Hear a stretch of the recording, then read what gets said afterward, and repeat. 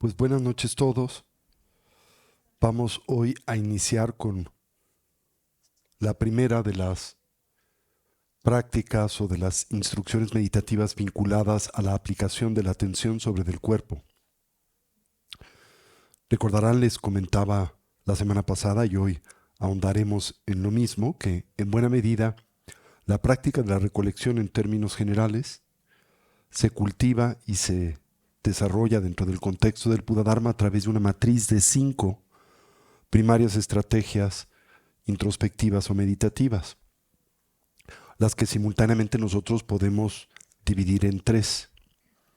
Aquellas que son propias y que tienen por objetivo el desarrollo de la cercana aplicación de la atención, centrada en el refinamiento y empoderamiento de la atención y la concentración, que tendrán presente en el contexto del Buda Dharma, se conciben como una especie de aproximación preambular, un prerequisito, de alguna manera una preparación que tiene por objetivo conducir a la mente o conciencia a un estado y condición de eficacia y funcionalidad.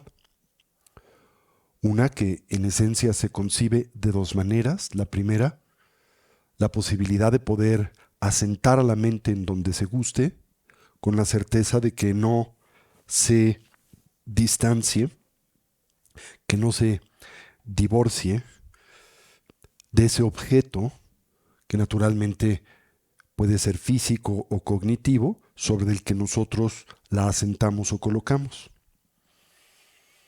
Esto parte de este presupuesto y señalamiento que es común para el edificio entero de la práctica contemplativa en India y en Asia en general, el que una mente ausente de atención y concentración es débil y disfuncional, en contraste a una mente dotada de atención y concentración que naturalmente se concibe e interpreta como funcional, ¿no?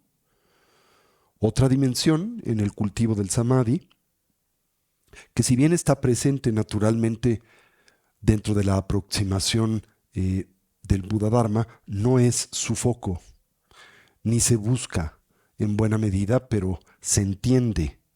Es el empleo, como se le aprovechaba dentro del contexto de la práctica contemplativa yógica brahmánica, de este tipo de samadhi, este género de preficiencia, refinamiento y focalidad de la atención, para acceder, por un lado, a estados de conciencia muy refinados, en los que el individuo puede transitar de la operación ordinaria de la conciencia grosa, dualista y conceptual, en buena medida a la dimensión que caracteriza a la conciencia sustrato, lo que llamamos en la tradición del budismo temprano, la tradición Theravada, el Bhavanga, o lo que describimos particularmente dentro de la tradición del Sendero del Diamante, la de la gran perfección, como el Alaya Vijnana, o la conciencia bodega o receptáculo en general.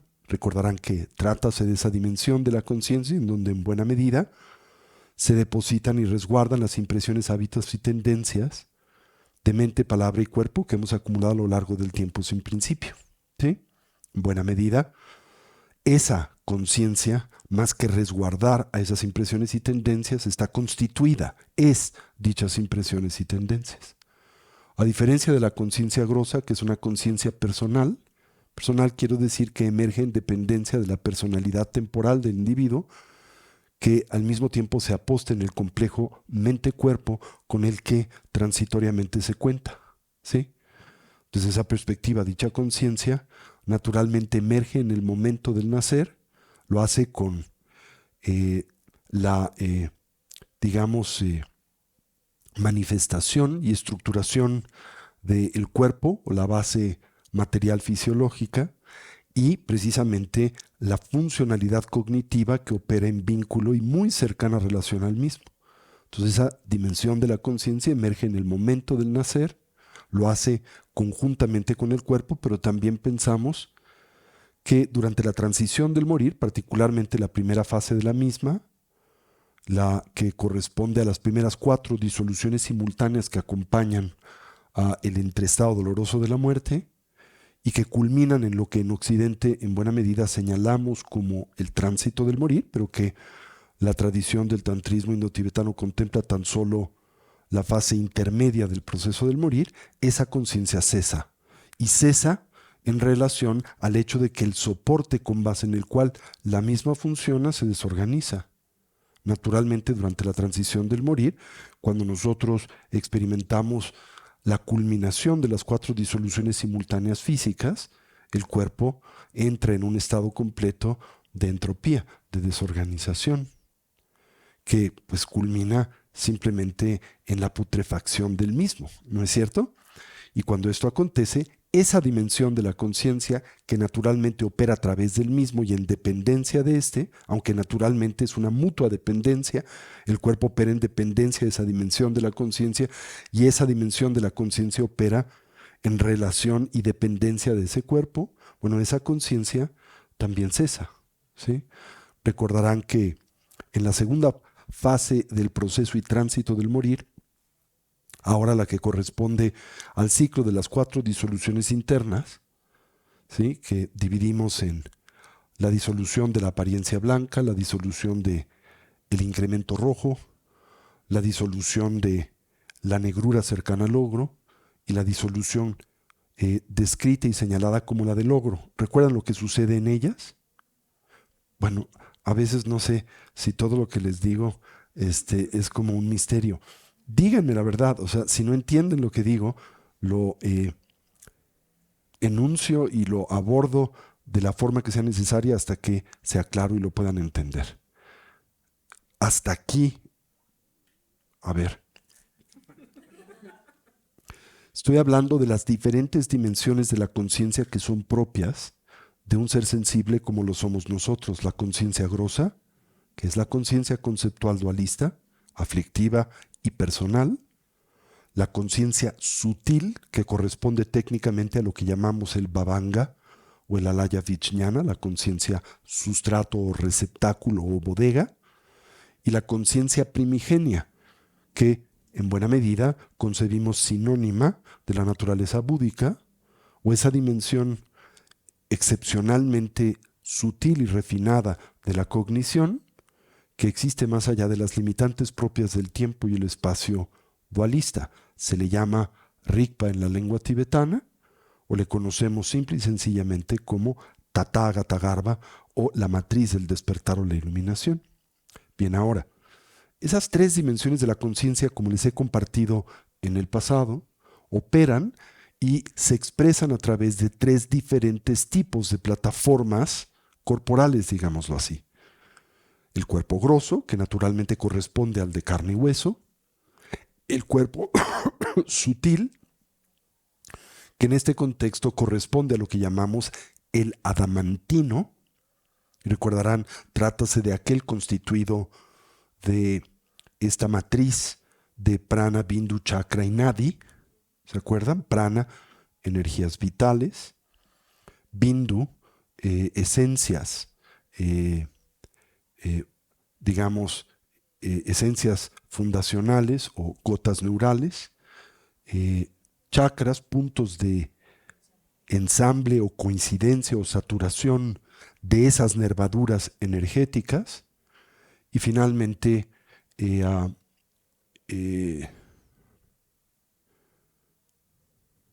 prana, bindu, chakra, y finalmente las propias venas o nervaduras que pues se extienden en buena medida a lo largo y ancho, si puede así describirse, del cuerpo adamantino, del cuerpo de energía sutil.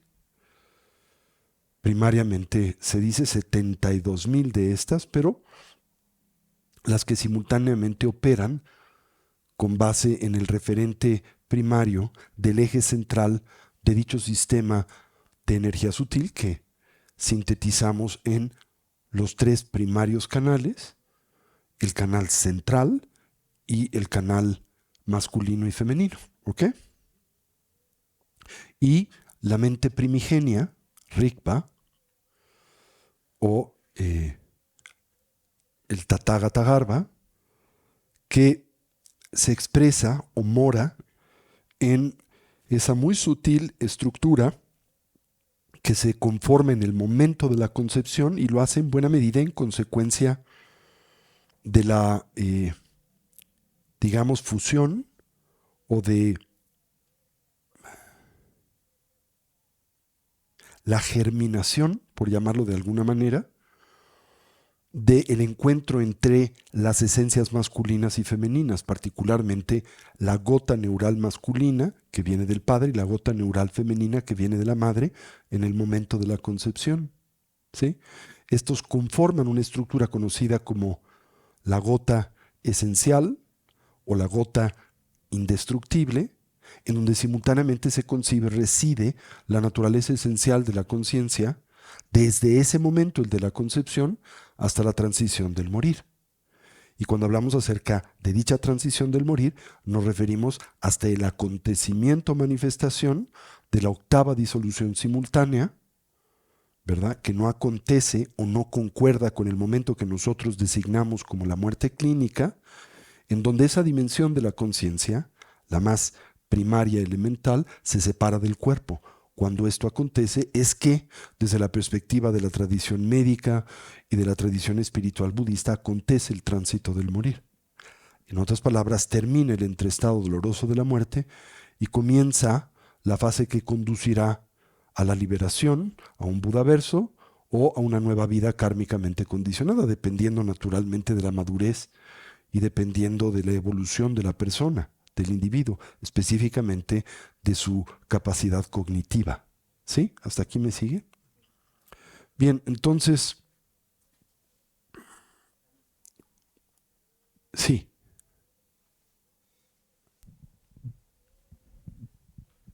Gracias, buenas noches.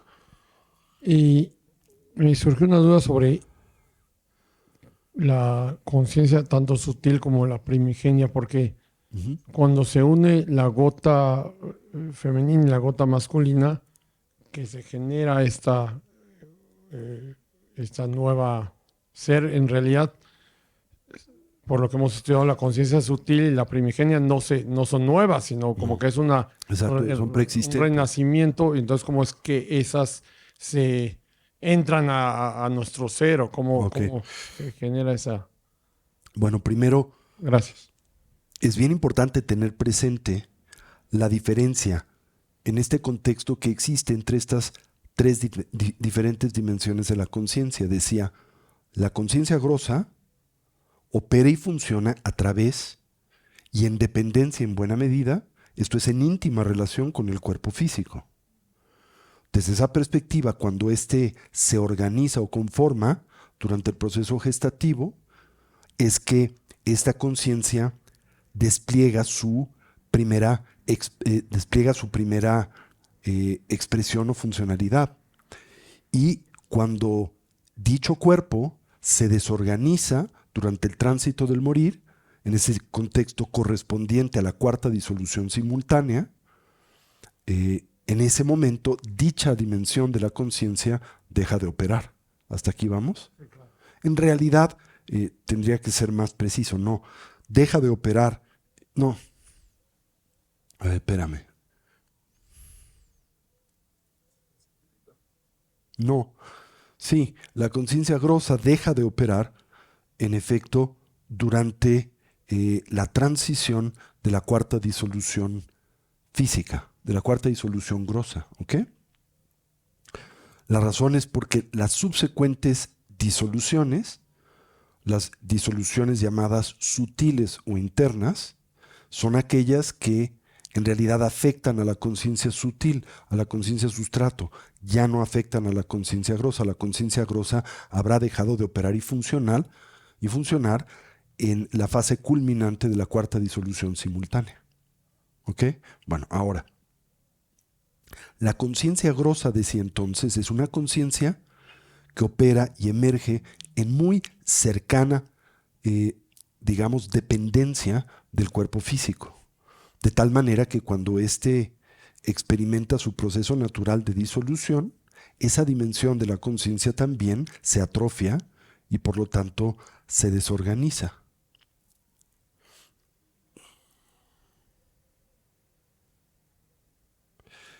Ahora, en el momento de la concepción, lo que acontece es que, bueno, primero,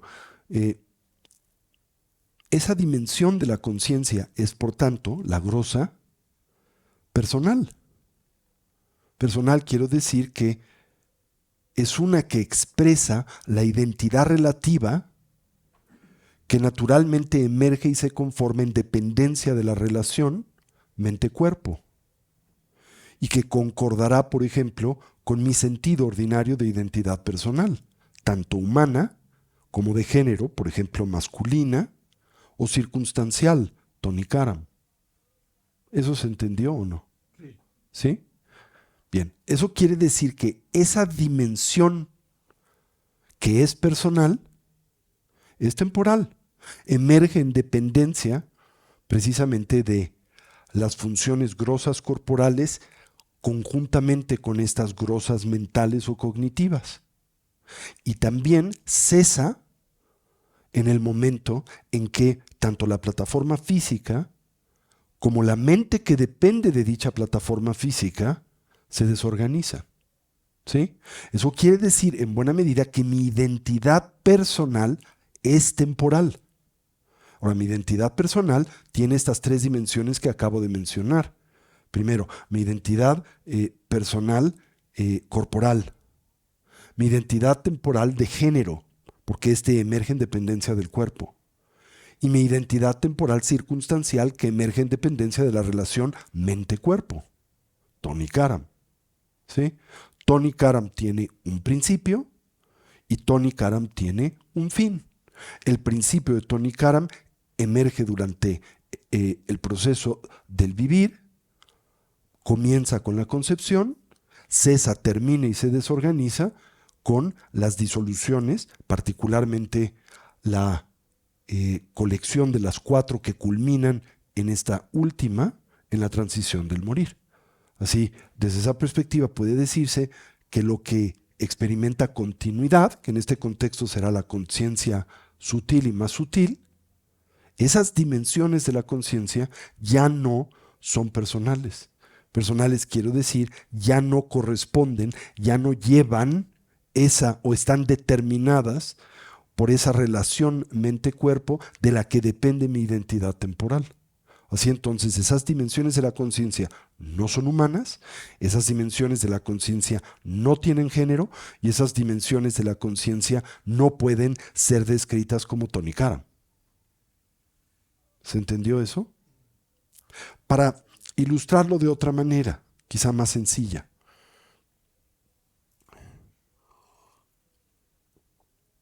Supongamos que tú eres un actor, ¿ok? Y vas a involucrarte en una representación, en una obra de teatro. En esta tú tienes que abrazar una identidad corporal.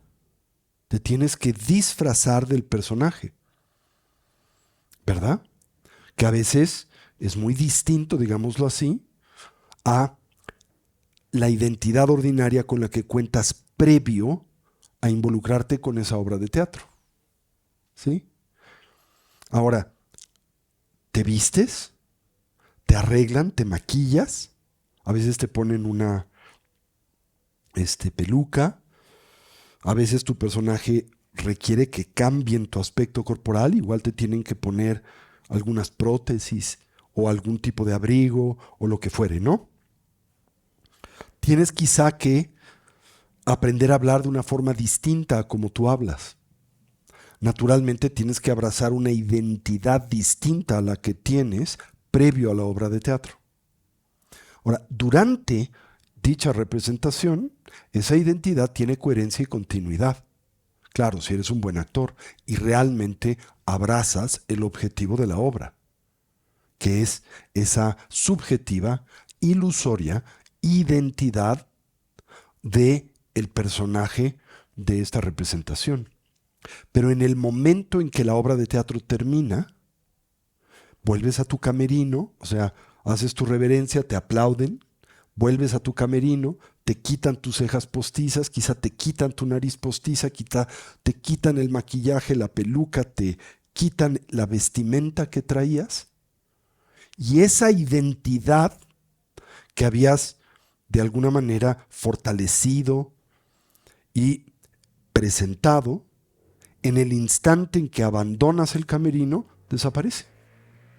Ahora, eso no quiere decir que desapareces tú, pero desaparece esa temporal identidad que corresponde a la que manifiestas en la obra de teatro. Esa es una metáfora de esta vida. Mientras que el actor es la metáfora de esa conciencia sutil que precede al nacimiento y subsiste después de la transición del morir. Mientras que esa grosa dimensión de la conciencia es la que opera en dependencia del personaje que representas en esta vida. ¿Sí? ¿Hasta aquí me siguen? Bien, entonces, cuando la mente se separa del cuerpo, deja de ser humana, porque su humanidad depende de este cuerpo. Cuando se independiza de este cuerpo, ya no es humana. Puede llevar consigo impresiones y tendencias humanas, pero de la misma manera lleva consigo impresiones y tendencias correspondientes a muchas otras formas y expresiones de vida. En el momento en que el actor abandona el teatro, deja al personaje que representó. Puede llevar consigo influencias de ese personaje a su vida, pero es actor, lo cual quiere decir que también consigo lleva influencias de todos los personajes que ha representado a lo largo de su carrera teatral o actoral, ¿me doy a entender? Pero lo que es certero, si es un actor sano en términos de su integridad psíquica, lo que es certero es que en el momento en que termina la obra de teatro, ese personaje se queda en el teatro y se queda en el camerino. Ahora, claro, puede darse el caso de que el actor intente llevarse el personaje más allá del teatro y el camerino, pero ese es un acto de esquizofrenia. Ahora, común, pero es claramente uno de ausencia de sanidad. Es una expresión profunda de neurosis porque está aferrándose a algo que no tiene realidad objetiva. ¿Me doy a entender? Sí, eso se comprende. Bien, ahora, la mente llamada sutil, la conciencia sustrato, el bhavanga, el alaya vijnana, también es una conciencia dualista como la primera. Y por ser una conciencia dualista es, por naturaleza, una aflictiva. Porque la aflictividad emerge siempre de la matriz de la cognición dualista. Porque la cognición dualista es la madre de la aflictividad. ¿Ok? En ese contexto, esa dimensión sutil de la conciencia es similar a la primera. Pero se distinguen en algo muy importante. Mientras que la conciencia grosa es personal. Personal quiere decir no que me pertenece, sino cuando decimos personal quiere decir que tiene, cuenta, está definida y opera a través de una personalidad temporal, humana, tonicara. ¿Sí? La conciencia sustrato que no emerge en dependencia del cuerpo grosso y por lo tanto tampoco se desorganiza y cesa cuando éste transita por el proceso del morir y la entropía que naturalmente le caracteriza. Dado el hecho de que esa dimensión de la conciencia preexiste a esa condición, a ese cuerpo, a esa base de expresión y subsiste más allá de su desorganización, no puede a esa conciencia describírsele como personal, porque la personalidad emerge siempre en dependencia de ese complejo temporal, mente y cuerpo, y por lo tanto esa dimensión de la conciencia se le tiene que concebir y llamar transpersonal. ¿Por qué es transpersonal? Porque trasciende a la personalidad temporal que emerge en dependencia de la relación mente-cuerpo. Y es claro que esto es así porque ¿qué pasa en la transición del morir? Para empezar, ¿qué es lo que le sucede al cuerpo? el cuerpo se desorganiza, el cuerpo se descompone, el cuerpo no manifiesta coherente continuidad después del tránsito del morir. Ojo, soy muy cuidadoso con las palabras. Cuando digo no manifiesta coherente continuidad, no quiero decir que los componentes corporales no tengan continuidad. Porque el decir que los componentes corporales no tienen continuidad sería tanto como afirmar que estos se disolviesen en nada, lo cual la tradición budista, que es una tradición de radical extracción empírica, naturalmente no puede abrazar. ¿Por qué no puede abrazar? Porque trátase de una afirmación contradictoria a la razón, a la evidencia empírica y al sentido común. Es tanto como decir que algo puede hacerse nada. Eso no puede ser. ¿Por qué no puede ser? Porque algo no es nada, es algo. Y porque algo es algo, no puede transformarse en lo contrario de la condición que lo hace algo, que es la nada. Entonces, todo lo que nos comprende físicamente tiene continuidad. Finalmente, el cuerpo es una expresión grosa de relaciones o cuanta energética que por definición se concibe como una entidad o fenómeno que carece de un principio y fin absolutos, que no se crea ni se destruye, se transforma. Habiendo dicho eso, si bien es cierto que el cuerpo, ¿verdad?, o los elementos que le comprenden no se tornan o diluyen en nada, la temporal coherencia con la que cuentan, de la que depende su particular condición, identidad y expresión, sí, durante la vida y en la transición del morir, se desorganizan. ¿Sí? Y lo que de esa organización depende, que es la identidad temporal del individuo, naturalmente no puede continuar. Tony Karam no puede sobrevivir a la ausencia de este cuerpo, de esta dimensión de la conciencia que opera a través del mismo y esta circunstancia. Tony Karam emerge en dependencia, ¿verdad?, de este cuerpo, esta dimensión y funciones cognitivas y esta circunstancia. ¿Eso se entendió? Esa identidad es temporal. Pero la conciencia que precede al cuerpo y subsiste a la desorganización del mismo es transpersonal. ¿Por qué es transpersonal? Porque existe más allá de las variables que determinan esa personalidad de identidad.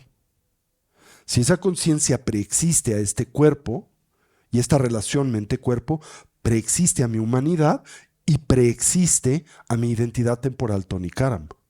Y si esa conciencia subsiste a la desorganización de este cuerpo y esa función cognitiva cercana al mismo, cuando se separa de este cuerpo, se separa de su condición humana y de su identidad temporal.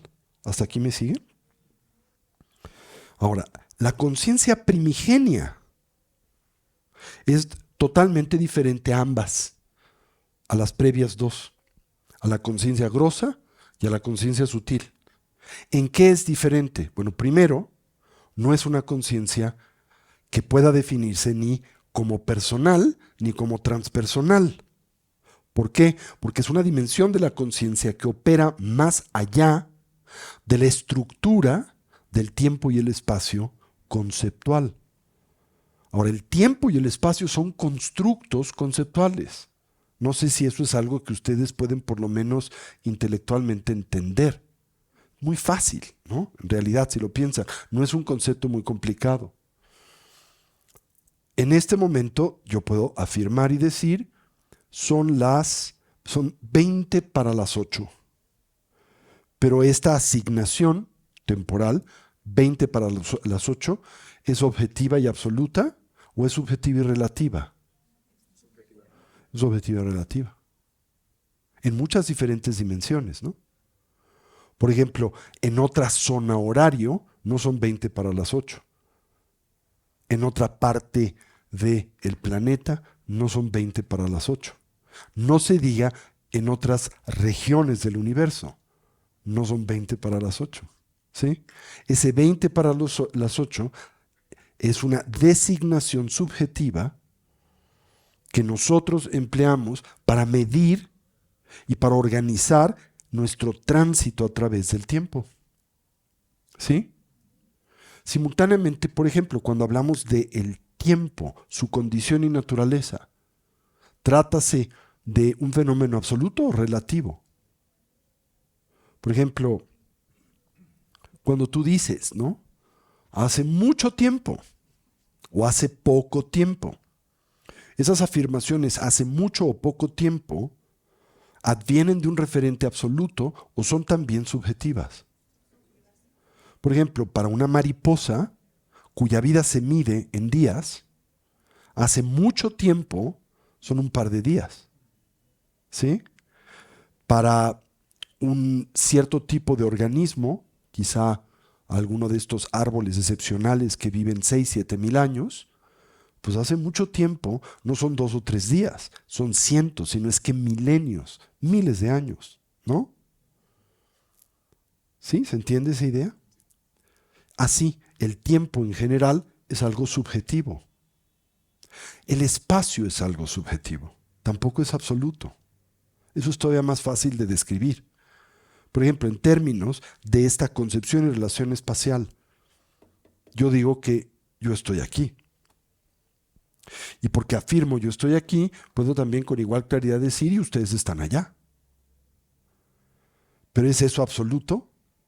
Esto es, ustedes concuerdan con el hecho de que el aquí está en este lugar y el allá está allá. No, porque para ustedes el aquí está allá y el allá está aquí. ¿Dónde está aquí y allá en términos absolutos? No existe. Porque el aquí y el allá son meras designaciones conceptuales que como perceptores proyectamos en dependencia de condiciones y circunstancias. ¿Sí? La conciencia primigenia existe más allá de la estructura de la designación conceptual. Y por tanto, no es una dimensión de la conciencia que pueda describirse ni como personal ni como transpersonal. Porque tanto personal como transpersonal son también designaciones conceptuales. ¿Se entiende eso? Existe más allá del tiempo y del espacio. ¿Por qué? Porque el tiempo y el espacio son designaciones conceptuales. Lo que se predique de esa dimensión de la conciencia, especialmente a través de lenguaje, no es esa conciencia. Porque todo lo que se predica a través de lenguaje es una designación conceptual. Por tanto, se dice que esa dimensión de la conciencia es, y se usa un término específico, inefable. ¿Qué quiere decir? No puede describirse con corrección y objetividad a través de la lengua, a través del lenguaje. ¿Sí? ¿Por qué? Porque el lenguaje es en sí una estructura conceptual, enraizada en la cognición dualista y la conceptualidad. ¿Hasta aquí me siguen?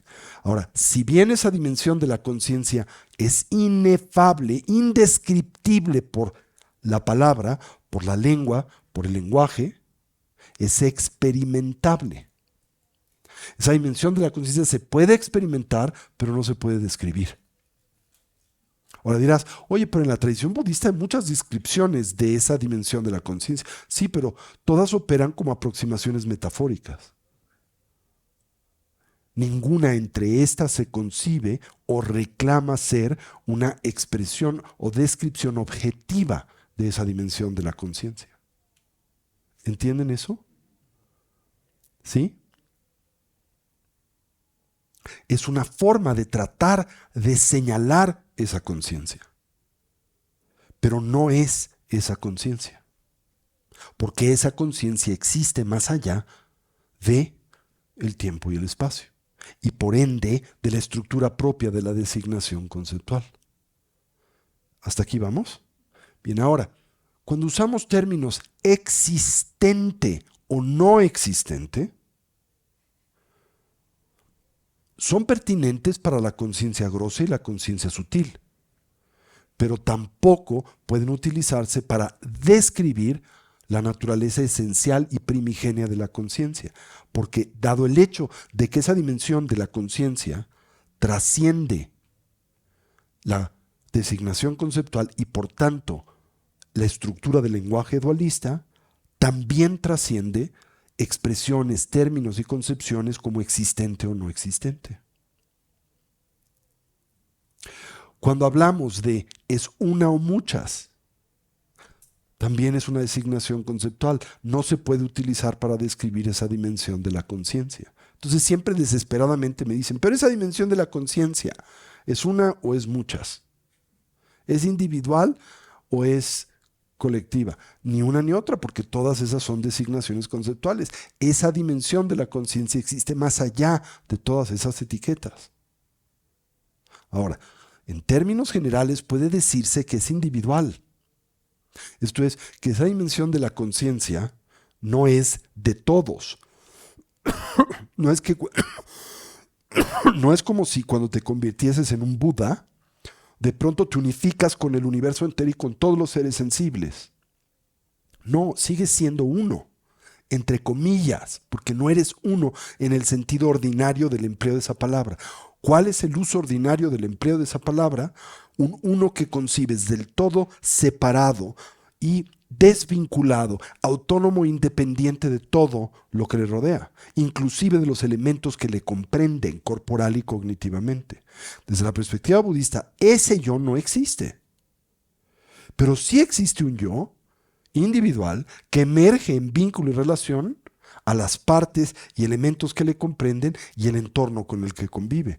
Un Buda no es que al lograr el despertar de pronto descubra que es uno contigo. Lo que descubre es que no existe independiente a ti. Pero el que no existe independiente a ti no quiere decir que sea tú. ¿Me doy a entender?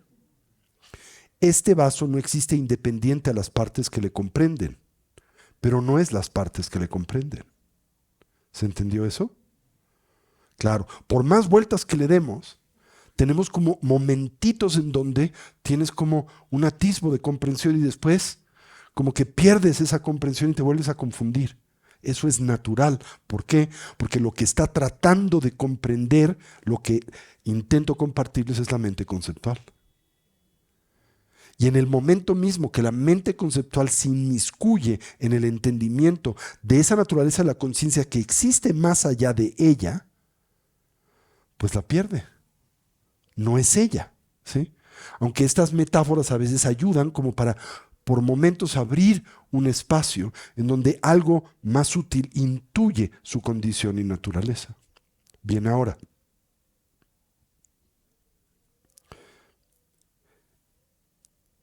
decía que en el momento de la concepción, ¿qué es lo que sucede? El óvulo y el esperma se conjuntan. Se piensa en el esperma, se monta, entre comillas, todas son metáforas, se monta la conciencia. ¿Qué conciencia se monta? La conciencia primigenia y la conciencia sustrato. Las dos. Cuando digo las dos es también una metáfora, porque no operan como del todo desengarzadas una de la otra, ¿no? Son aspectos de la misma moneda. Estos impulsan en consecuencia del karma al esperma, lo llevan a la fecundación del óvulo, ¿sí? Y en el óvulo de la mujer, ¿sí?, hay una carga genética hormonal femenina y en el esperma una carga genética hormonal masculina. Eso corresponde a la explicación médica o biológica. Y cuando estos se conjuntan, esas estructuras se mezclan, se interfertilizan, se vinculan. Y con la presencia de la conciencia, el factor que propicia, detona la vida y la mitosis celular, comienza el proceso embrionario. ¿Hasta aquí me siguen? Lo primero que se forma es la gota indestructible. Podríamos decir que eso que llama la tradición budista la gota indestructible es la primera célula madre de la que todo el resto de la extensa variedad de células emanan y advienen. ¿Sí? Simultáneamente, en el instante en que esa conformación, esa fecundación se detona, se organizan las tres dimensiones de conciencia, la grosa, sutil y más sutil. ¿Sí? Pero ¿cuál es la que operará en buena medida en la vida? La grosa. ¿Sí? Todas están presentes, pero la que está operando primariamente será la grosa. En la transición del morir lo que acontece es exactamente lo contrario. Ahora lo que sucede es que la gota indestructible se desorganiza y se fisura, ¿verdad? Y cuando esto sucede, la dimensión de la conciencia que depende del cuerpo cesa. Después, la dimensión de la conciencia que depende del cuerpo sutil, ya no del cuerpo grosso, pero del cuerpo sutil que perdura cierto tiempo después del proceso asociado a la muerte clínica. Puede extenderse 68 horas en promedio o como mínimo, más o menos una hora, ¿ok? Después de la muerte clínica. Al final de ese proceso, la mente grosa ya cesó y ahora la mente sutil también cesa. Y cesa en dependencia de la desorganización del cuerpo del que depende, que es el cuerpo adamantino de Nadi, Bindu, Prana y Chakra. ¿Sí? Lo hace en vinculación a los 4 procesos finales de la transición del morir. El proceso de la apariencia blanca, en donde lo que sucede es que las esencias vitales masculinas asociadas al padre y al esperma, a esa carga genética, descienden por el canal central y se funden en la gota indestructible. ¿Ok? Cuando esto sucede, la operación cognitiva de la conciencia sutil empieza a atrofiarse. Y lo primero que sucede es que los 33 factores mentales vinculados al apego y la aversión, la hostilidad, cesan. Inmediatamente las gotas neurales femeninas de color rojo ascienden por la parte inferior del canal central, emprenden su travesía a la gota indestructible, se funden en ella. Eso quiere decir que las esencias vitales, las estructuras genéticas hormonales vinculadas a la madre, ahora entran en desorganización, cesan, y con ellas los 40 factores mentales vinculados al apego. Y entonces presionan como una especie de pinza, de emparedado a la gota indestructible. Y ahora, simultáneamente, gotas neurales masculinas y femeninas descienden y ascienden. Y cuando esto sucede, se da el tercer proceso simultáneo de disolución interna, la negrura cercana al logro. El logro es la emergencia, el albor de la luz clara esencial de la mente búdica, de la naturaleza búdica. Ese es el logro. Pero se le llama la negrura cercana al logro, porque está cerca al florecimiento de la luz clara. Pero ¿qué sucede ahora? Los 7 factores mentales vinculados a la ignorancia cesan. Ahora, ¿qué ha pasado? Los factores, las funciones cognitivas vinculadas a la aversión, la hostilidad, los factores mentales asociados al apego y los factores mentales asociados a la ignorancia cesan. Eso en esencia, ¿qué quiere decir? Cesa, se atrofia la mente conceptual. Cesa. Y cuando la mente grosa y ahora la mente sutil cesan, ¿ahora qué florece? La que está ahí, más abajo. No está abajo porque no está en un espacio, pero más profundamente, más sutilmente que estas, naturalmente florece la luz clara, la naturaleza búdica. ¿Okay? Pero en ese trance de la negrura, se le llama negrura cercana al logro, ¿qué es lo que pasa? ¿Por qué se le llama negrura?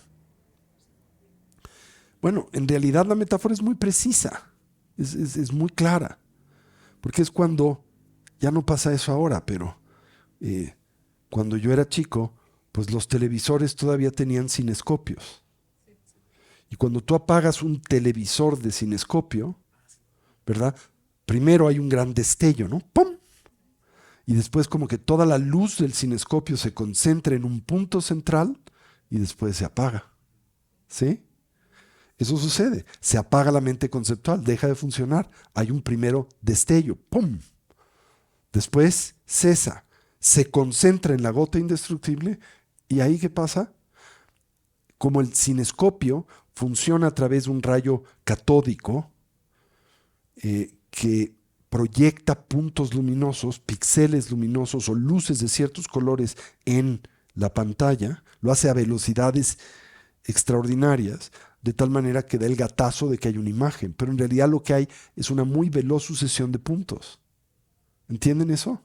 Es como alguna vez en la noche han tomado una tiza, han tomado quizá un incienso prendido o una vara encendida en una noche oscura.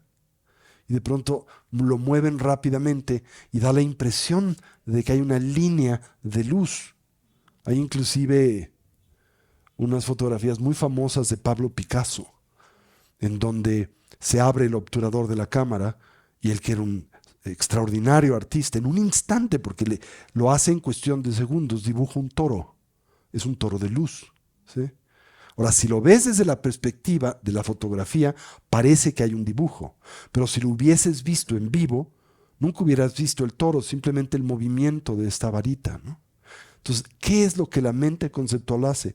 Lo mismo que el rayo catódico, lo mismo que la tiza, dibuja el mundo. ¿Sí? Ustedes están momento a momento, es algo muy profundo, dibujando el mundo de su experiencia. Ahora, tenemos la sensación de que ese mundo existe independiente al acto de dibujarlo, pero no existe independiente al acto de dibujarlo. No es más que el dibujo que hacemos de este. Lo mismo que acontece en el tránsito del soñar, ¿no? ¿Qué produce y crea un sueño? La mente que sueña. Pero tienes la sensación, al no reconocer el trance por el que atraviesas, el de la ensoñación, tienes la falsa sensación y certeza de que esas apariencias, las oníricas, existen objetivamente independientes a quien las está soñando, cuando en realidad emergen en dependencia inseparable, indivorciable de quien las está soñando. ¿Se entiende eso? Por eso, ¿qué sucede en el momento en que cambias de sueño o te despiertas? ¿Qué pasa con las apariencias oníricas? Desaparecen, porque se cesa o se atrofia el aparato que es la mente que las está dibujando. ¿Hasta aquí vamos? Pero hay algo todavía más interesante. No solo esto acontece en el tránsito entre el dormir y el de vigilia, sino también acontece viceversa, en el tránsito entre la vigilia y el dormir. ¿Qué pasa cuando ingresas a un sueño con las experiencias y las percepciones del estado de vigilia? Cesan. Cesan.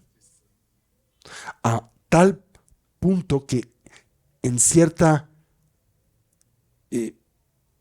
momento del tránsito de la ensoñación, te cuesta mucho trabajo clarificar si la memoria que tienes de las experiencias de vigilia es objetiva o si esas son el sueño.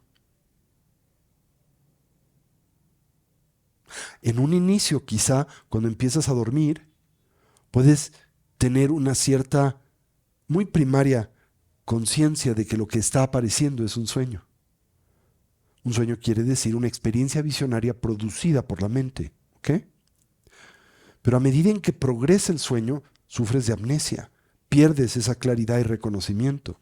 Y ahora genuinamente piensas y tienes certeza que esas apariencias poseen realidad objetiva. Existen independiente a quien la sueña, porque has olvidado que estás soñando. ¿Hasta aquí me siguen?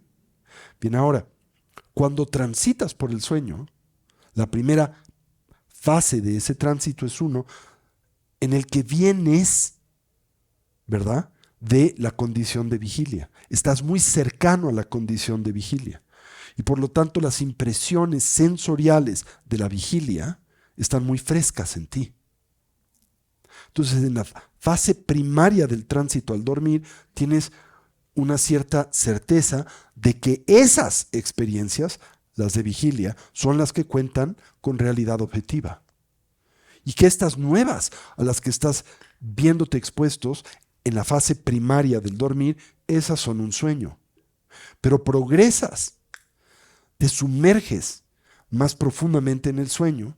Y ahora, ¿qué sucede con las experiencias del sueño? Se avivan, se fortifican, se hacen más fuertes y por lo tanto parecen tener una realidad mucho más concreta y objetiva que como las atendías cuando apenas el sueño comienza y esas apariencias son débiles, evanescentes, transitorias. Ahora, en la fase inicial del sueño, piensas, lo que posee realidad objetiva son las experiencias sensoriales que recuerdo del estado de vigilia. Pero a medida en que ingresas y te sumerges en el sueño, ahora ¿cómo atiendes a las apariencias de vigilia? Esas poco a poco van debilitándose. A medida en que te alejas de la experiencia sensorial de vigilia y te sumerges en la experiencia sensorial del sueño. Cuando una se fortalece, la otra se debilita. ¿Entienden eso o no? Cuando esto sucede, entonces, ¿qué pasa? Poco a poco pierdes la certeza de la realidad objetiva de las experiencias sensoriales de vigilia. Y en una cierta fase del sueño, ahora lo que concluyes es que eran las experiencias de vigilia las que eran un sueño. Y son las experiencias oníricas las que son las de vigilia. Sigues sumergiéndote en el sueño. Y en una fase del sueño, todavía más profunda y más continua, ¿qué pasa con las memorias de vigilia? Primero eran muy fuertes, después débiles y después desaparecen. ¿Por qué desaparecen? Por tu amnesia, por tu falta de coherencia mental, tu incapacidad de retención. Y sucede del lado de vigilia y después va a suceder exactamente igual del lado del sueño hacia el tránsito de vigilia. Esto es cuando recién te levantas, abandonas el dormir, ingresas a la condición de vigilia, recién tienes recolección de las apariencias oníricas. E inclusive puedes pensar, no se me van a olvidar. Y nada más volteas la mirada, abres los ojos o saturas tu experiencia visual con cualquier cosa en el cuarto, la cama o lo que sea. Es como si abrieras la compuerta de una presa en donde todo el torrente de agua se derrama y todo lo que haya en el canal de la presa. Acabo de estar este fin de semana en Monterrey, ¿no? Entonces ahí tienen un canal para las aguas que cruza la ciudad, ¿no? Y como todo lo hacemos en México mal, construyen ahí cosas y canchas de tenis y claro, cada vez que llueve, todo se lo lleva, ¿no? Y no queda rastro alguno. Entonces me estaban hablando de todo lo que había antes de la última inundación. Pero yo me asomaba y pues ya no hay nada, no hay rastro. Igual pasa cuando transitas a la vigilia. Todas las impresiones de la noche, consecuente de la saturación, la inundación de las impresiones del día, como el agua, se las lleva. Y en una fase, ¿verdad?, de la vigilia, primero, cuando recién te estás levantando, todavía tienes la sensación de que aquello que está dotado de realidad objetiva son los sueños. Y que esto que apenas empieza a aparecer, quizá eso es un sueño. Vas despertándote y ahora se equilibran. Ya te cuesta trabajo saber cuál es sueño y cuál es realidad. Sigues progresando, te estás levantando y ahora dices, no, lo que tiene realidad objetiva son las apariencias de vigilia. Y ahora con certeza dices, las de la noche, esas son ilusorias. Sigues progresando y ahora ¿qué pasa con las experiencias ilusorias del sueño? Se desvanecen, desaparecen y ya no te acuerdas siquiera de que soñaste. Y ahora el nuevo panorama, el de vigilia, toma absoluto control de tu persona. Bueno, eso sucede todos los días, entre la noche y el día. ¿Sí? Pero desde la perspectiva budista también sucede de vida en vida. Cuando abandonas este mundo es como abandonar un sueño. Y ahora transitas por el estado intermedio que culmina en el renacimiento y exactamente con la misma mecánica, las experiencias de la nueva vida, la información de esta toma precedencia sobre la recolección que tienes de la que abandonas. Y así como no te acuerdas de los sueños de la noche, tampoco te acuerdas de los sueños de vidas previas. Ahora, eso no quiere decir que esas experiencias no se resguardan en alguna parte de tu conciencia. Solo pierdes el gancho con ellas, la capacidad de evocarlas. Pero quedan presentes, se graban como un disco duro. Lo que pierdas son los accesos al disco duro. Pero están en el disco duro, que es la metáfora de la conciencia sustrato. ¿Sí? Y cuando desarrollas la plenitud de la estabilidad de la atención, es como recuperar los mecanismos para acceder al disco duro. Y ahí están todas las impresiones y tendencias de infinitas vidas. Ahora, una de las cosas que acontecen cuando accedes a las impresiones de infinitas vidas es que también en ti, ¿qué emerge como absoluta certeza, dada la exposición a esa evidencia empírica en relación a tu identidad temporal? ¿Qué entiendes de tu identidad personal? Su condición temporal, transitoria e ilusoria. O sea, si tú tuvieras acceso a todas las obras de teatro en las que has participado como actor, ¿verdad? ¿Qué comprenderías de la identidad que tienes en esta particular obra de teatro? Que es una de tantas y que no tiene realidad objetiva.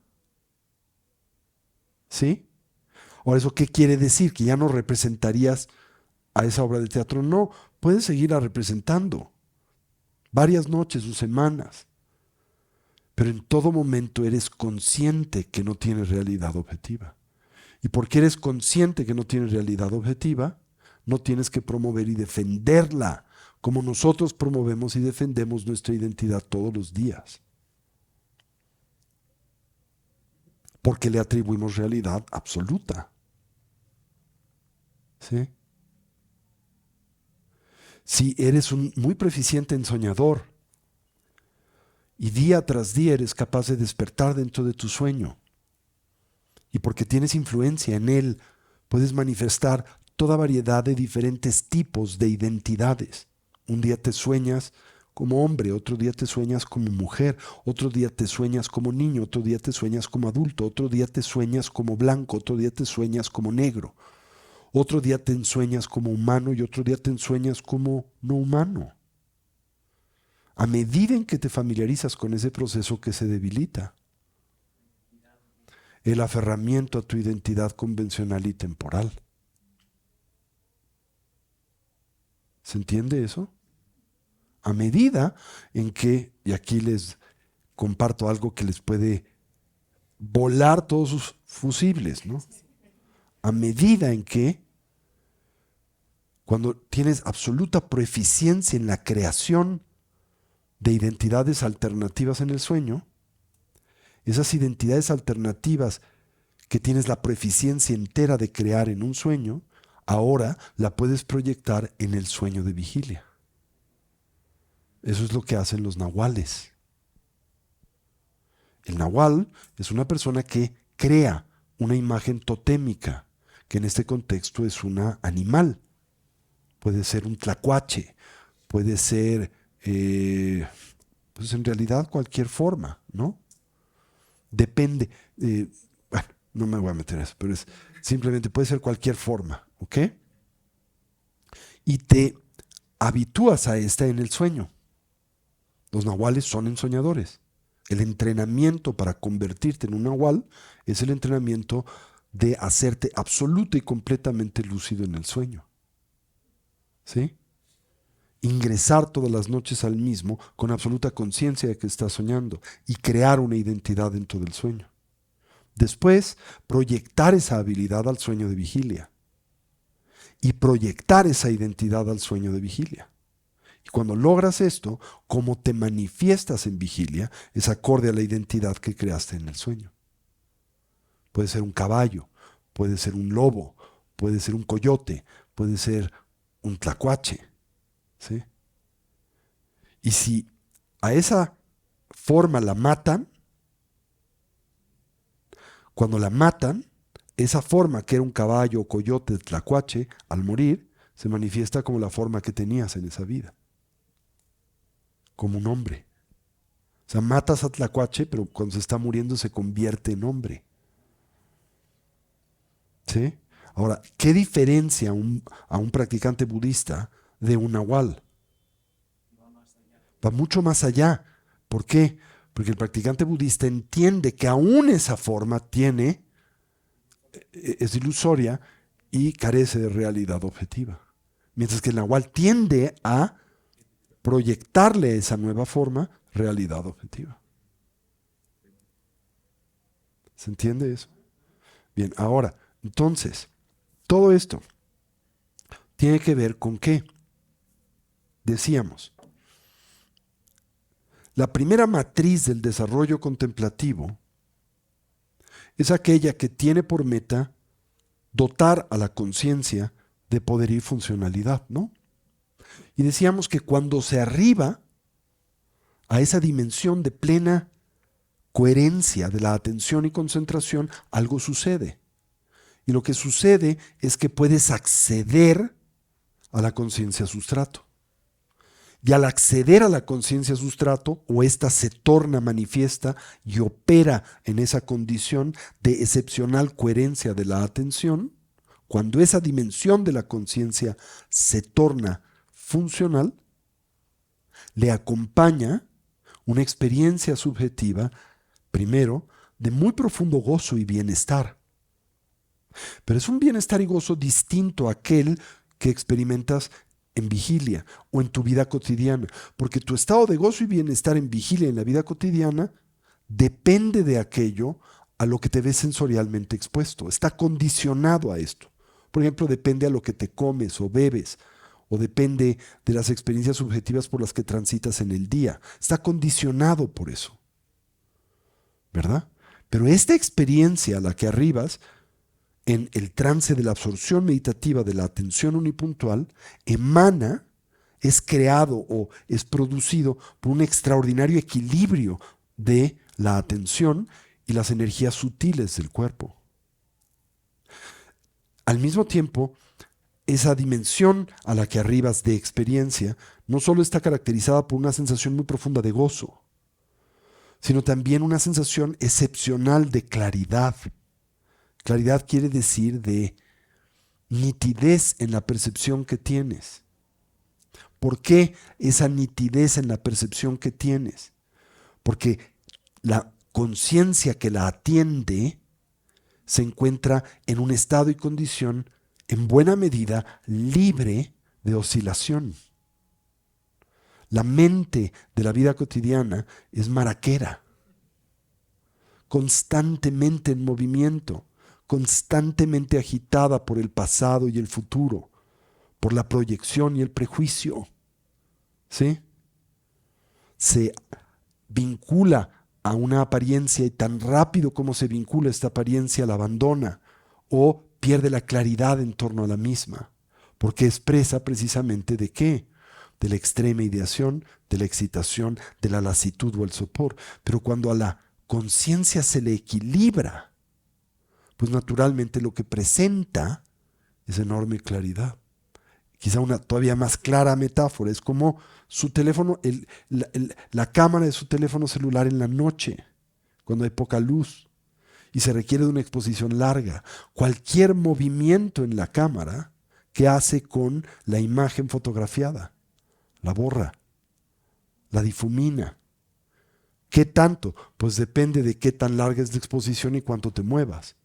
Si es poquito, lo único que le resta es cierta claridad. Si es mucho, hasta no puedes ni siquiera reconocer la imagen porque es solo una especie de manchón de luz, ¿no? En donde ya ni siquiera reconoces lo que se está fotografiando. Así es la mente conceptual, ¿no? Ahora, si pones en un tripié a esa cámara, de tal manera que al abrir el obturador, para poder hacer una fotografía en poca luz, en donde requiere de mucho tiempo para recibir la luz, y lo que fotografías es un objeto no en movimiento, sino relativamente estático, puedes tener una foto muy clara, ¿verdad? Aún ahí, pero requiere de mucha estabilidad. Igual, cuando la mente está dominada por la lasitud o la extremediación, que atiende imágenes muy poco claras, ¿no? Pero cuando la mente está dotada de poderosa atención y concentración, lo que atiende está dotado de enorme nitidez. Por eso se dice que una cualidad de esa mente es la claridad. Entonces, para que lo entiendan también, subjetivamente hablando, ¿cómo se experimenta eso? Porque no tienen, o quizá algún día han tenido la experiencia por nanosegundos o momentos. Es como si vieras en 8K. ¿Sí? Nosotros vemos como a 200 píxeles o 20 píxeles. ¿Sí? Ni siquiera es alta definición, ni estándar, es como muy, muy primaria, ¿no? Entonces toda se pixelea. Nuestra percepción de la realidad está toda pixeleada. Cuando la aumentas se ve pura manchón, ¿no? Pero hay momentos, por diferentes circunstancias, en donde ves en 8K. Por ejemplo, el pico del orgasmo es un momento de 8K. Por ejemplo, en el momento en que estornudas es un momento de 8K. Nanosegundos, pero es un momento de 8K. Por eso hay una sensación de, claro, ¿no? Y muy rápido. Pero hay un momento de alta resolución en la cognición. Cuando bostezas, cuando suspiras, cuando pujas entre un pensamiento y otro. Y esa claridad particularmente se manifiesta con enorme coherencia, ya sea cuando logras la estabilidad de la atención o cuando transitas el morir. Cuando transitas el morir, porque la mente conceptual dualista cesa, surge la mente 8K. Con esa es con la que estás percibiendo. ¿Se entiende eso? Claro, ¿qué nos pasa a la mayoría de nosotros? Cuando te ves expuesto a esta cognición 8K, como no tienes familiaridad con ella, la temes, te genera ansiedad tanta que la rechazas y te desmayas. O, ¿verdad? La tratas de agarrar, de estabilizar, y la manera en que lo haces que se disipe, como una imagen en un estanque. La ves y se empieza a mover porque el estanque se empieza a mover y te dices a ti mismo, la tengo que estabilizar. ¿Y qué haces? Metes la mano en el estanque. Y en el momento en que metes la mano en el estanque, ¿qué pasa con la imagen? Pues se deshace completamente por los movimientos del agua. En realidad, ¿cuál es la manera? Si quieres ver la imagen en el estanque, no metas las manos, deja que el estanque se tranquilice.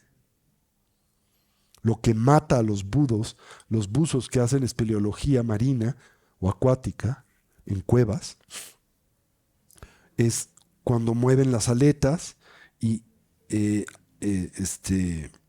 levantan el sedimento, ¿sí? Y se asustan, se empiezan a mover todavía más violentamente, y entonces más el sedimento eh, se extiende hasta el punto donde pierden absoluta visibilidad, ya no saben dónde es arriba y abajo, y eso hace que se desorienten hasta que se les acabe el oxígeno porque están moviéndose velozmente de un lado a otro, pero no vienen, no ven nada, no reconocen nada porque no hay visibilidad y se asfixian. La instrucción primaria es cuando te pase eso que tienes que hacer, que le dicen los buzos a los espeleólogos. Donde quiera que estés, quédate quieto. No te muevas por un cierto tiempo en el que el sedimento se asienta y recuperas visibilidad. Pero es muy difícil porque en el momento en que esto sucede y no tienes percepción de arriba, abajo, ¿sí? Como pasa cuando no opera la conciencia conceptual, ya no hay arriba, ya no hay abajo, porque arriba y abajo son designaciones conceptuales. Te asustas. Entonces te empiezas a mover muy violentamente hasta que te desmayas y pierdes esa ventana de oportunidad cuando surge la luz clara esencial de la mente. ¿Se entiende esa idea?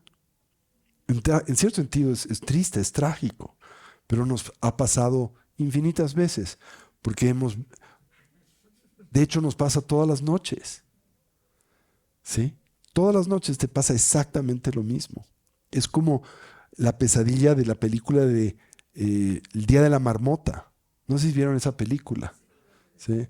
Que se repite el mismo día una y otra y otra y otra y otra vez, pero no descubres las claves que te permiten liberarte de ese día. Y lo repites ad infinitum hasta que entiendes las claves y puedes salir del sueño, ¿no? Así nos pasa, eso es el samsara, es el sueño de la marmota, ¿sí? Hasta que te escapas del samsara. Para escaparte del samsara, tienes que reconocer establemente la naturaleza ilusoria de las apariencias. Entonces, nada más déjenme atar todos los cabos, ¿no? Decía que en esta primer matriz de absorción meditativa, lo que se gana es una mente excepcionalmente atenta y concentrada, por tanto funcional. ¿Por qué? Porque será una conciencia que permanezca donde la pongas. Ya decía, el problema con el tipo de conciencia con la que hoy operamos es que no permanece donde la pones. ¿Se entiende eso? La colocas en un lugar y lo abandona. O la colocas en un lugar y gradualmente se resbala del mismo. Cuando desarrollas la atención coherente y concentrada, la mente permanece donde la pones. Simultáneamente se produce un estado alterno y exaltado de experiencia que se caracteriza por 3 elementos adicionales. Se les llama en sánscrito Sat, Chit, Ananda, que es gozo, claridad y ausencia de conceptualidad. ¿Qué gozo? Ya lo describí, uno que viene de dentro, del equilibrio de la mente y las energías sutiles. Claridad, ves en 8K, porque la mente está muy estable. Entonces no borra lo que proyecta o percibe. Y percibe más allá del pensamiento ordinario, ¿sí? Muchos piensan o equivocadamente arriban a la conclusión de que se han liberado del samsara. El problema es que esa experiencia no es permanente. Esa experiencia, de hecho, no ha eliminado las causas del sufrimiento, solo las ha puesto en pausa temporal. ¿Sí? ¿Eso qué quiere decir? Estás en esa experiencia maravillosa, divina, pero tarde o temprano emerges de esa experiencia y en el momento en que dejas esa experiencia se reconstituye el mundo de tu experiencia con la estructura propia, en buena medida, de tus aflicciones mentales y emocionales. ¿Sí? Si quieres eliminar de raíz esa esclavitud, ¿no? La herramienta de esta primer matriz es insuficiente. Y ahí es donde el Buda descubre que para poder deconstruir de raíz a nuestras aflicciones mentales y emocionales y lo que de ellas emana, que es el samsara, se necesita algo más que simplemente poner en pausa esa estructura de la mente dualista aflictiva. Lo que se necesita es desconectarla del todo. Y para desconectarla del todo, tienes que introducir los antídotos, ¿verdad?, a esa confusión e ignorancia. Esos antídotos son sabiduría y se desarrollan a través de la investigación introspectiva a la naturaleza de la realidad, que dividimos en tres. ¿Qué es lo que se investiga? Primero, lo que investigas es la naturaleza y condición de todo lo que aparece a tus bases sensoriales. Las visuales, auditivas, gustativas, táctiles y olfativas. Después, investigas la noción que tienes de quién eres, que es una que se ha reificado o absolutizado en tu yo temporal, Tony Cara, humano, mexicano y hombre. ¿Se entiende eso? Y después investigas metódicamente la naturaleza de la experiencia por la que transitas. ¿Por qué tienes que investigar metódicamente la naturaleza de la experiencia por la que transitas? Es lo mismo que decir, tienes que investigar la naturaleza del trance onírico para poder detonar en lucidez. Te tienes que preguntar cuando ingresas a un sueño si estás o no soñando. Porque si no eres capaz de preguntarte si estás o no soñando, no vas a poder investigar la naturaleza de las apariencias oníricas y no vas a poder detonar la lucidez. Vas a ser presa de la aparente condición objetiva de esas apariencias. Al punto en donde se te va a olvidar totalmente ese cuestionamiento y para cuando te das cuenta, estás ya total y completamente inmerso en el sueño, como estamos hoy completamente inmersos en el sueño de esta vida, y ni siquiera eres capaz de cuestionarte si esta es una vida de sueño o es una vida objetiva. Tienes certeza, es objetiva. Lo que te pasa todas las noches en cierto momento de tus sueños, donde arribas a la misma certeza, son reales. ¿Hasta aquí me siguen? Entonces, si cuestionas, si usas esa mente muy atenta y poderosa para investigar la naturaleza de la realidad, es posible liberarte de la tiranía que esas apariencias ejercen sobre de ti. Y una primera expresión de esa tiranía, una muy profunda, una primera, pero es muy poderosa, es aquella que acompaña a la certeza de que esas apariencias son las que determinan tu experiencia. Esto es súper profundo, ¿no? Es como la certeza de que el pastel de chocolate es sabroso y satisfactorio. Es una certeza. Cuando pruebas el pastel de chocolate, es más, ni siquiera lo tienes que probar, cuando lo ves y salivas como perro pavloviano, porque estás condicionado como un perro a eso, tienes la certeza, no la cuestionas, de que el pastel es sabroso y tienes la certeza que acompaña a la demanda que sobre de este proyecto proyectas de que te aporte bienestar genuino y duradero. Y piensas, depende del pastel. Por tanto, ¿qué haces con el pastel? Te aferras al pastel. Y es una palabra importante. No solo digo te apegas, es mucho más poderoso. Te aferras al pastel. Como te aferras a una persona. Como te aferras a un trabajo. Como te aferras a una blusa. Porque nos aferramos a lo que se deje. Te puedes aferrar a un anillo. Sobre los que depositas esta condición y esta idea, ¿verdad? Y haces lo mismo, pero también contrario, por ejemplo, con un mojón. Ahora piensas que el mojón existe en sí mismo, desde su propio lado, del todo divorciado, independiente de la designación conceptual que al mismo proyectas o con la que a este etiquetas como repulsivo, como asqueroso. Pero lo asqueroso y repulsivo del mojón no existe en el mojón. Es un surgimiento dependiente de quien, en dependencia de sus condicionamientos, siempre temporales y subjetivos, ¿verdad?, decodifica el mojón. Tan es así que para la mosca el mojón es una delicia. Y para el agricultor que necesita abono, aparece de otra manera. ¿Se entiende esa idea? O por ejemplo, ¿no? Si eres un náufrago y te estás muriendo de sed, estás deshidratándote en tu bote en el medio del Atlántico, tienes una sed monumental. No chistas en tomarte tu orina. En tus 5 sentidos ahorita no lo harías ni a madrazos. ¿Quién entre ustedes probaría ahorita su orina? Si yo sacara este vaso, lo llenara con mi orina, espumita, parece muy apetitoso, una cervecita, se los ofrezco. ¿Quién en sus 5 sentidos se lo tomaría? Todos lo perciben eh, como, ¿cómo se llama? Repulsivo.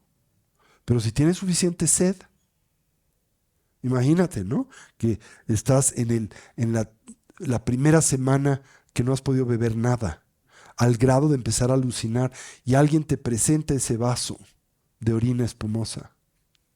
Uf, ni piensas, te lo tomas y te encanta. ¿Sí? ¿Cierto o falso? Porque no tiene identidad intrínseca. Pero no solo el vaso no tiene identidad intrínseca, nada tiene identidad intrínseca. Pero nosotros vivimos esclavizados a las apariencias, que simultáneamente percibimos en dependencia de nuestros condicionamientos.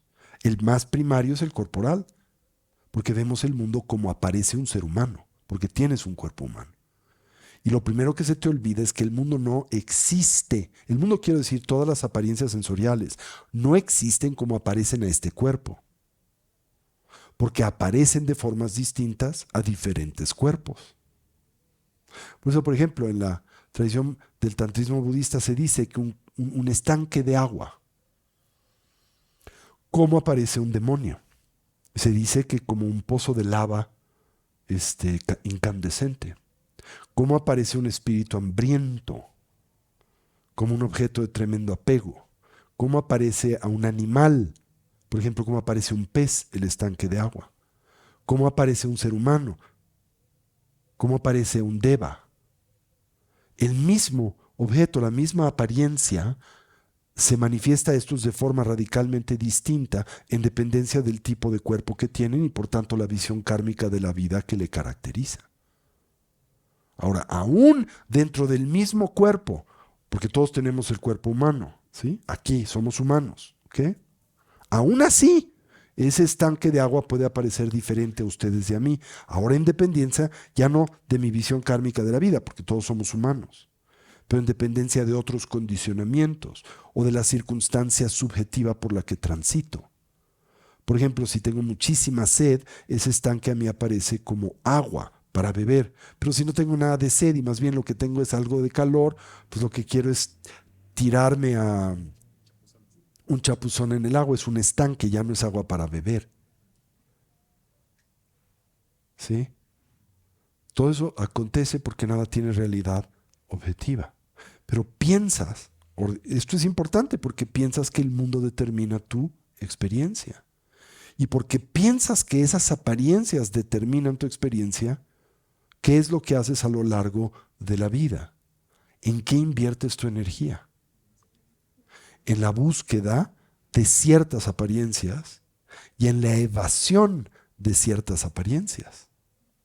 Buscas el pastel de chocolate y trabajas para evadir el mojón. Y lo haces con total añoranza y certeza de que si en efecto obtienes el pastel de chocolate, ¿qué te va a dar? ¿Felicidad de qué tipo? Genuina, duradera. Y si te alejas del mojón, ¿qué piensas lograr? El distanciamiento de lo que concibes es responsable de tu aflictividad, de tu dolor, sufrimiento o insatisfacción. Ahora, esto no funciona muy bien, esa estrategia no funciona muy bien. Primero porque cuando consumes el pastel de chocolate, sí, en la primera mordida parece que te dio bienestar genuino. Pero el problema es que la experiencia no dura mucho, porque vas a volver a tener hambre. No te sacia para siempre. No tomas una probadita del pastel de chocolate, ya, nunca más voy a comer. Si le das, se dice a una persona alimento, lo auxilias por un rato. ¿Por qué? Porque va a volver a tener hambre. ¿Se entiende eso? Ahora, pruebas el pastel, por un momento sientes te aporta bienestar genuino, pero pronto eso se desvanece. Vuelves a probar el pastel y de nuevo tienes una dosis de estimulación, pero ahora un poquito más disminuida a la primera. El segundo bocado no tiene la intensidad del primero. El tercero, la intensidad del segundo. El cuarto, la intensidad del tercero. Hasta que eventualmente, ¿qué sucede con el pastel? Eventualmente lo que sucede es que ahora ya es neutra la experiencia. Ya no es ni agradable. Primero es muy agradable, después menos agradable, después menos, después neutra. Cuando está saciado, ¿cómo aparece el pastel? Ya ni agradable ni desagradable, es neutro. Y si comes demasiado pastel, entonces estás en esa condición de neutralidad y te forzas a comer más pastel, ahora ¿cómo aparece? Como desagradable. Y si continúas comiéndolo hasta el grado de empacharte, al grado de devolver el estómago, ahora ¿cómo aparece el pastel? Asqueroso, horripilante. Es más, hay un condicionamiento que es biológico para evitar envenenarte con las cosas, que en el momento en que por ejemplo, un animal prueba algo que le es tóxico, se genera una reacción de aversión para la vida entera de ese estímulo. Claro, los animales son más listos y siguen ese estímulo. Nosotros nos forzamos a volver a comer el pastel por la memoria que tienes de que era agradable y sobrellevas ese condicionamiento, lo cual puede llevarte a morir por forzarte a comer algo que te es tóxico. Pero bueno, el hecho es, ahora lo ves como intrínsecamente desagradable. Entonces te pasas toda la vida buscando una cosa y evadiendo otra. Y ahora viene lo más interesante, por no decir lo más trágico, ¿sí?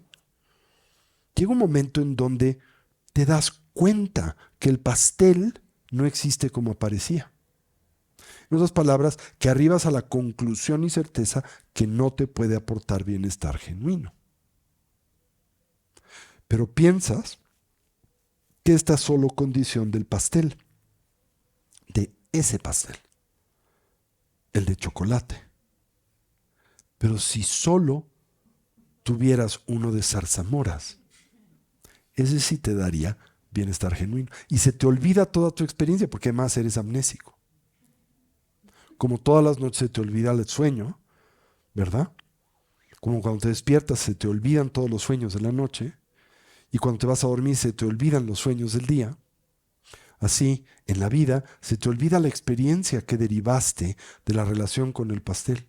Y ahora piensas, ese pastel no, pero este otro sí.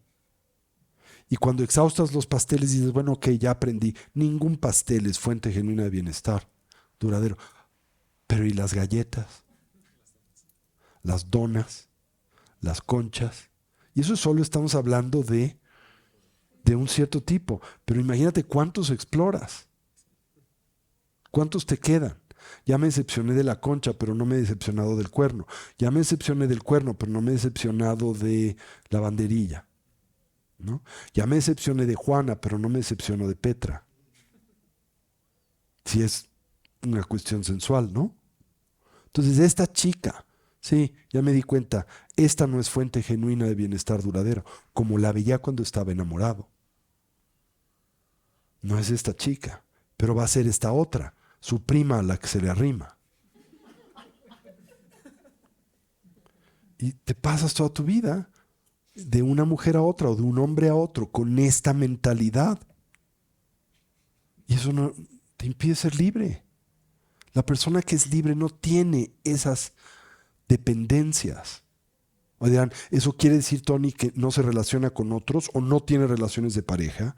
Sí se puede relacionar con otros y sí puede, si encuentra útil, tener relaciones de pareja, pero no basadas en esa dependencia. Y eso te libera enormemente. ¿Y por qué te libera enormemente? Porque te permite tenerla o no tenerla, dependiendo de la condición y circunstancia. Es útil en este momento, pero puede dejar de ser útil en el siguiente. Pero no tengo esa dependencia. ¿Verdad? Como decía mi maestro, ¿qué diferencia es pensar con los genitales a pensar con la mente? Si piensas con los genitales, estás absolutamente esclavizado por ellos. No sé si se entiende eso, ¿no? No sé cómo sean las mujeres, si se les activa la hormona, pero por ejemplo, y para ser gráfico, pero para que lo entiendan, es como si un hombre ve a una mujer que le parece atractiva y se excita y tiene una erección, ahora empiezas a pensar con los órganos genitales, toman primacía sobre de tu cognición, que es exactamente lo mismo que sucede cuando ves al pastel con hambre. Ahora lo que percibe es el hambre y no puede ver con claridad el pastel, porque tienes hambre. Por eso dicen, el que hambre tiene en pan piensa. Y si está surgido, pues a todo lo ves como objetos de deseo. Depende de qué grado de urgidez te encuentras. Ahora imagínate qué sucede en el instante en que te ponen un banquete entero de comida, con todas las viandas maravillosas que puedas imaginar, y llegas a absolutamente saciado. ¿Te pueden sobornar con cualquiera de esas viandas? Eres absolutamente libre. No tienes ninguna dependencia a estas. Oye, entonces ya no las probarías. Las puedes probar. Siempre les digo, somos budistas, no pendejos. Claro que las puedes probar. Puedes llegar y probar un cachito de pastel y puedes una quesadillita, un cachito. Todo lo puedes hacer. Pero ya no es con esta aferramiento y dependencia o con esta aversión. ¿Se entiende eso? Bueno, lo entienden conceptualmente, pero imagínense lo maravilloso que sería arribar a esa condición. Bueno, para lograr ese objetivo, ¿qué dice el Buda? Bueno, tienes que transitar del primer tipo de samadhi al segundo.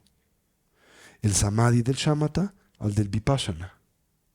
Y la primera dimensión del samadhi del vipassana, o la primera estrategia cognitiva que le acompaña es, 1, cercanamente investiga la mente. 2, cercanamente investiga el cuerpo. 3, cercanamente investiga la relación mente-cuerpo. Y 4, cercanamente investiga la relación mente-cuerpo y medio ambiente. ¿Qué pasa cuando cercanamente investigas la mente? En esencia descubres no tiene identidad intrínseca. ¿Qué pasa cuando cercanamente investigas al cuerpo? Descubres, no tiene identidad intrínseca. ¿Qué pasa cuando investigas cercanamente la relación mente y cuerpo? Descubres que mente y cuerpo en relación no tienen identidad intrínseca. ¿Y qué sucede cuando investigas cercanamente la relación mente, cuerpo y medio ambiente? Descubres que ni el cuerpo, ni la mente, ni la relación mente-cuerpo, ni la relación mente-cuerpo-medio ambiente tienen identidad intrínseca. ¿Y en qué se traduce eso? Libertad. Por eso, ¿cómo se le llama a un Buda? ¿Cuál es un epíteto que le damos a un Buda? Un ser, bueno, despierto sí, pero también le llamamos un ser ¿qué? Liberado. Claro, se tendrían que preguntar, ¿liberado de qué? ¿De qué es de lo que un Buda se ha liberado? De la tiranía de las apariencias subjetivas. De eso se ha liberado. No de las apariencias, ojo, sino de la tiranía que ejercen sobre de ti. ¿Sí? No es que abandones el mundo, pero abandonas la relación tiránica que común y habitualmente ejerce sobre de ti. Y eso le da un sentido y una dimensión indescriptible a la vida. ¿Sí? Pero al mismo tiempo es muy difícil de entender. Imagínense el misterio de una mujer tratando de atrapar a un hombre así. Imagínense la frustración. Le enseño la pierna, le enseño el brazo, le enseño el cuello, le enseño el cabello y no reacciona como espero que reaccione. Y ahora haces esto, haces aquello, ¿y por qué no reacciona así? Porque no es como tú, babosa. Porque no opera como tú, no tiene esa mente, no ve en ti ese objeto. Está libre de esa, hay una palabra muy hermosa, ¿no? De ese sortilegio. No lo puedes encantar o no la puedes encantar.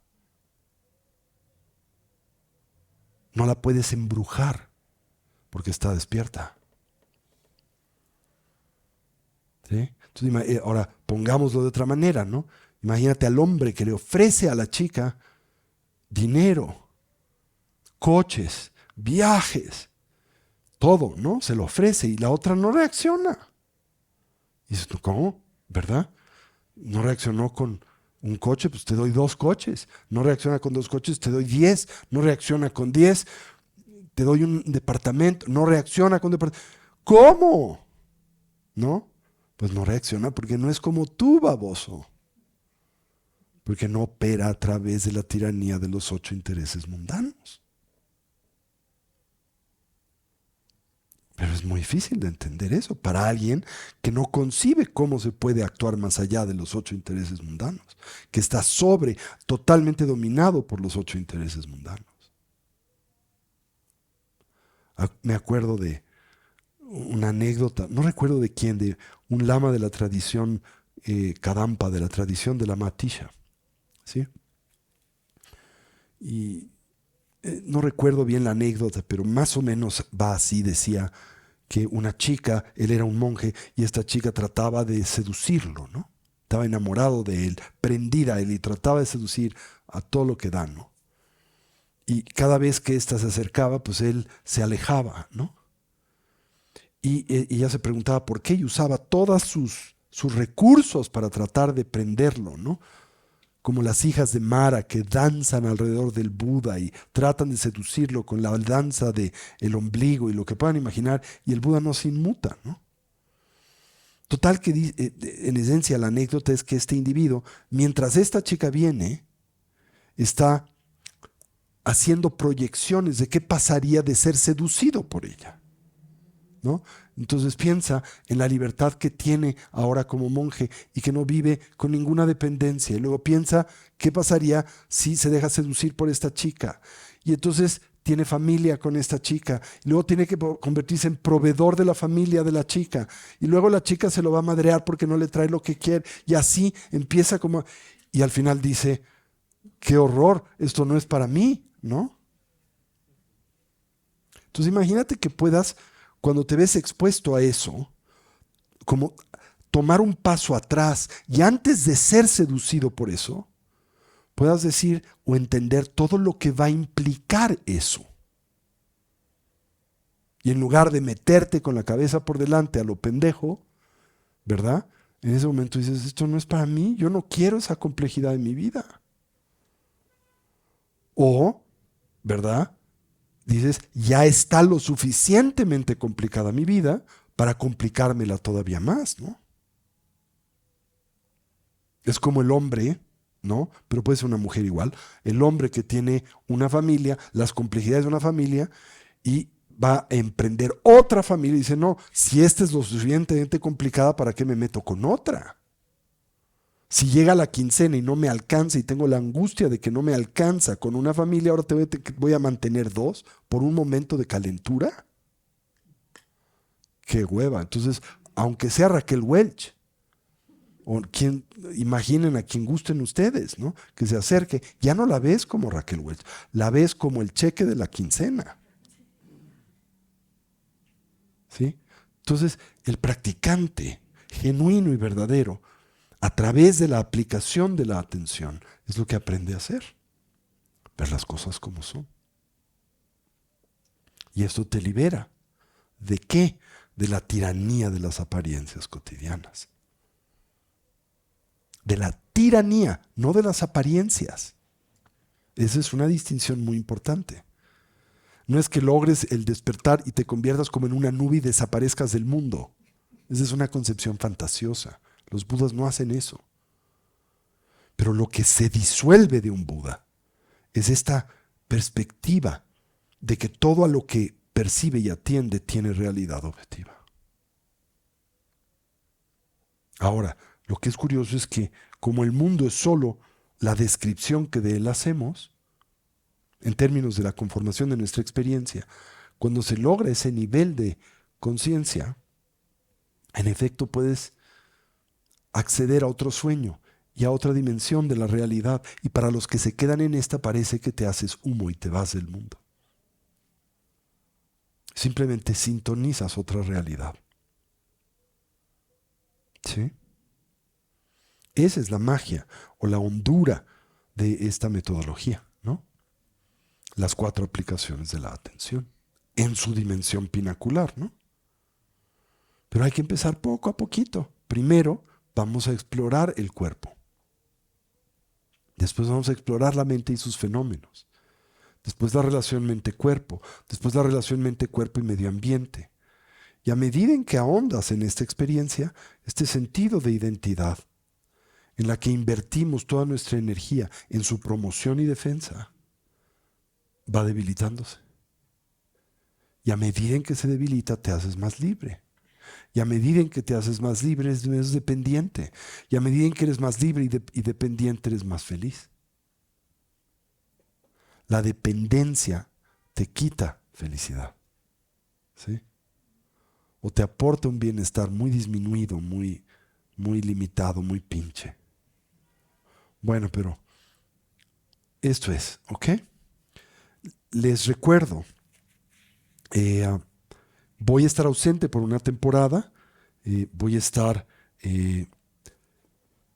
pues, en el norte de la India, en lo que era antiguamente el oeste de Tibet, con un grupo de estudiantes de la casa, en nuestra, pues, expedición anual. Durante mi ausencia va a estar con ustedes Andrés Montano, que es uno de mis más antiguos estudiantes y también un estupendo maestro budista. Va a estar con ustedes desarrollando un texto muy hermoso de Aryadeva, quien fue el discípulo principal de Nagarjuna, al que la tradición budista mahayana contempla como el segundo Buda, conocido como los 400 versos de Nagarjuna. En esencia están vinculados a entender la vacuidad. ¿Sí? Va a él estar durante mi ausencia presentando este texto, un comentario al mismo. Él es un maestro muy metódico, organizado, además como es ingeniero en sistemas, además de doctor en estudios tibetanos, tiene mucha noción de todo tipo de programas de computadora que facilitan la enseñanza, en lo que yo soy pésimo, ¿no? Entonces es muy didáctico y lo van a gozar, estoy seguro. También va a estar enseñando diferentes tópicos durante la semana. Los martes va a estar dando una presentación introductoria a la preciada guirnalda de consejos de Nagarjuna, que es precisamente un texto que presenta el edificio entero del Buda Dharma. Los miércoles va a dar una introducción a la lógica y la epistemología budista. Los jueves va a dar una presentación de las 4 escuelas filosóficas del budismo. Lo va a hacer todo de una forma muy práctica que esté orientada a que ustedes mejoren su condición de vida en general. La idea es que aprovechen naturalmente la instrucción que les dará en su día, el lunes, pero también van a poder escuchar, si así lo desean, la instrucción que dé cualquier otro día. ¿Sí? Eso depende ya más de ustedes. Presencial, virtual, en vivo o diferido, con todas las modalidades que ofrece el programa de formación de Casa Tibet. Va a dar un curso intensivo de fin de semana a finales de junio. ¿Sí? El seminario va a ser una introducción al Tantra. ¿Sí? En buena medida al Tantra de la acción, pero es la primera dimensión de la práctica del Tantra y de la yoga de deidades. Esto va a ser del sábado 1 al domingo 2 de julio, para que lo tengan presente. Y este fin de semana va a estar con nosotros en residencia Cristiana Polites, una de las discípulas principales del doctor Nida Chengatzang y la directora del Instituto de Sowa Rigpa. ¿Sí? El viernes va a dar una conferencia intitulada La meditación como medicina. Y el fin de semana, una especie de retiro intensivo urbano, ¿verdad? En torno a las diferentes dimensiones que acompañan a la práctica del Buda de la medicina. ¿Ok? Eso va a incluir la meditación del Buda de la medicina, la recitación de los mantras para la autocuración y sanación vinculados a la yoga curativa tibetana y prácticas de respiración para abrir los canales, órganos y relajar la mente, y la práctica de eliminación de obstáculos de Yuto Gyunten Gunpo, el padre de la medicina tibetana. ¿Sí? Esto incluye prácticas de meditación sentado y en movimiento. Así que va a ser un seminario lindo. Se ven todas las tipologías humanas, lo que les viene bien y mal. Es muy interesante. Esto va a ser este fin de semana y el viernes, por si desean acompañarnos de nuevo presencialmente o diferido o por Zoom, como ustedes gusten. Entonces voy a estar fuera unas semanas. Estaré volviendo la primera semana de julio, ¿ok? Si es que sobrevivo a la expedición. Y no dejen de venir, no dejen de vincularse con el Dharma. Este tópico que estamos ahora tocando, el de las 4 aplicaciones de la atención, lo retomaremos a mi regreso. Esto es, durante mi ausencia van a tener una instrucción de un tema en particular, en este caso los 400 versos de Aryadeva. No le tengan miedo, no lo va a dar, insisto, Andrés, de una forma que les sea muy accesible y palatable y muy enriquecedor. ¿Ok? Y bueno, pues espero que estén bien durante este tiempo, pórtense bien y si no me mandan un correo me invitan. ¿Eh? Y que les vaya muy bien. Bueno, pues vamos a dedicar el mérito, vamos a desear que cualquier potencial positivo que a través de este medio hayamos desarrollado, cultivado, que sirva y sea de beneficio a todos los seres, que podamos todos actualizar nuestros potenciales como trascender nuestras diversas limitaciones, que una mentalidad altruista pueda nacer donde no ha nacido y se incremente donde ya existe, que todos los seres puedan ser felices y dejar de sufrir, y que pronto todos podamos actualizar precisamente la conciencia de sabiduría, bondad y compasión de un Buda, no solo en nuestro propio beneficio, sino en el de aquel de los que nos rodean. Así es, así es, así es.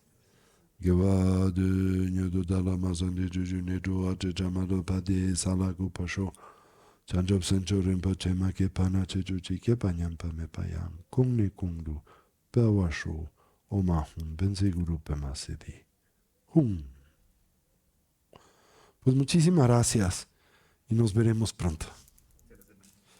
Los voy a tener muy presentes en los lugares sagrados de poder. Hay lugares muy extraordinarios.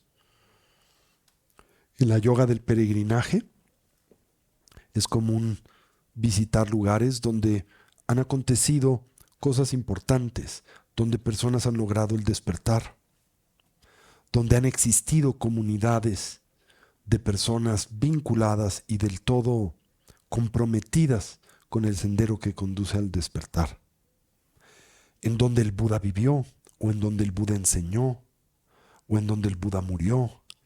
Y estos lugares tienen un vínculo con todo ello, como si la presencia de estos practicantes generaran una indentación en la estructura del tiempo y del espacio de esos lugares.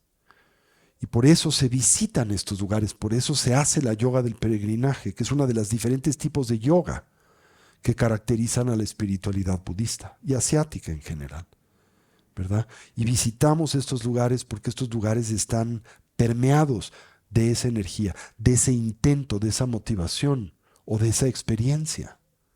Y facilitan el que el individuo pueda tener esa experiencia o pueda vincularse con esa motivación, ¿no? Y desde esos lugares se hacen buenos deseos, aspiraciones, para que no solo uno tenga esto, sino todos los demás.